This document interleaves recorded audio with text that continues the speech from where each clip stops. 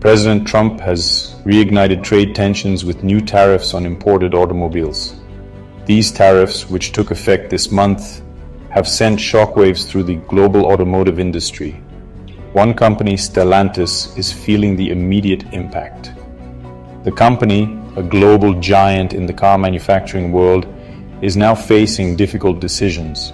The administration argues that these tariffs are necessary to protect American jobs. They believe foreign companies have an unfair advantage. The White House says these tariffs will bring back manufacturing to the United States. However, the early consequences tell a more complicated story. The tariffs have already disrupted Stellantis's carefully calibrated production system. This system relies on the seamless flow of parts and vehicles across borders. Stellantis, like many car companies, has plants in the United States, Canada, and Mexico. They are all interconnected. This interconnected network is now in jeopardy.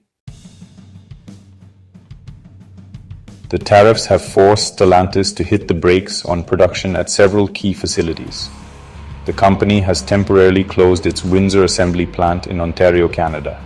This plant, responsible for popular models like the Chrysler Pacifica and Dodge Charger Daytona, will be offline for 2 weeks. South of the border, the situation is no less dire.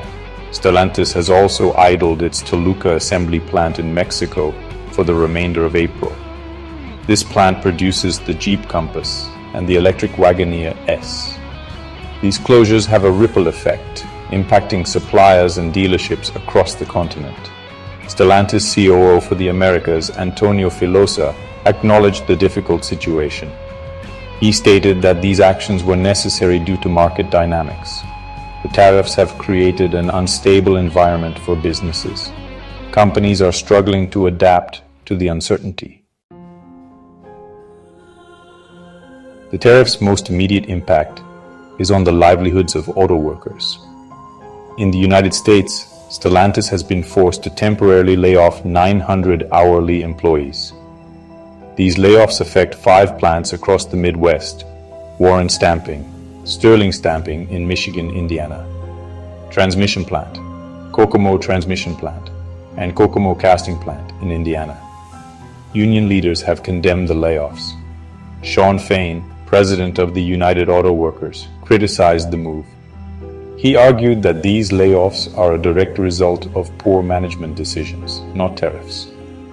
In Canada, Unifor President Lana Payne echoed these sentiments. She called the tariffs' impact on auto workers immediate and devastating. While many laid-off workers will receive some compensation through union contracts, prolonged shutdowns pose a significant risk. The uncertainty is creating fear and anxiety among workers. Many are worried about their families and their futures. The tariffs' long-term effects remain unclear, but the early signs are troubling. The interconnected nature of the North American auto industry means that disruptions in one area can quickly cascade throughout the entire system. Stellantis's stock price has already taken a hit, falling by more than 9% since the tariffs were announced. Other automakers, including Ford and General Motors, have also experienced declines. Consumers can expect to see higher prices for both new and used vehicles, as well as for repairs. The tariffs have set the stage for a potential trade war. This could have far-reaching consequences for the global economy. The situation is fluid and unpredictable. One thing is certain: the road ahead for the North American auto industry is filled with potholes.